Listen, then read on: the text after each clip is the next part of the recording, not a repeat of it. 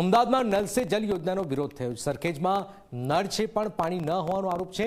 લોકોએ દક્ષિણ પશ્ચિમ ઝોનની કચેરી હલ્લાબોલ કર્યો છે। પાણી સહિત ગટર અને રોડ રસ્તાની પણ માંગ કરી છે। પાણી આવે તો ગંદા પાણી આવતા હોવાનો પણ આક્ષેપ કરાયો છે। લોકો વિરોધ કરવા આવતા જ કચેરીએ તાળા પણ મરાયા છે। સરખેજમાં નળ છે પણ પાણી ન હોવાનો આરોપ લાગ્યો છે। આપ જોઈ રહ્યા છો આ જે આમ આદમી પાર્ટીના પૂર્વ મહિલા પ્રમુખ ગૌરી દેસાઈ અને એની સાથે આપ જોઈ રહ્યા છો કેટલાક નાગરિકો પણ જોડાયા છે। પાણી આવે તો ગંદા પાણી આવતા હોવાનો આક્ષેપ કરવામાં આવી રહ્યો છે। લોકો વિરોધ કરવા આવતા કચેરીએ તાળા પણ મારવામાં આવી રહ્યા છે।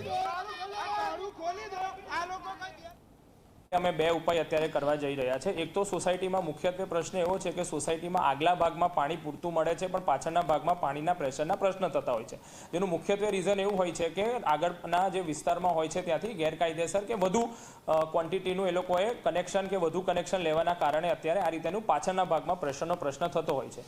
એના અનુસંધાને આગામી 2 દિવસમાં મેં વધુમાં વધુ સઘન ડ્રાઈવ કરી અને જે બી ઇલીગલ કનેક્શન હશે પાણીના જેના કારણે પ્રેશરનો પ્રશ્ન થાય છે એ કટ કરી અને ઝુંબેશના રૂપે અમે કાર્યવાહી કરશું, જેથી પાછળના વિસ્તારમાં પાણીનું પૂરતું પ્રેશર મળી રહે।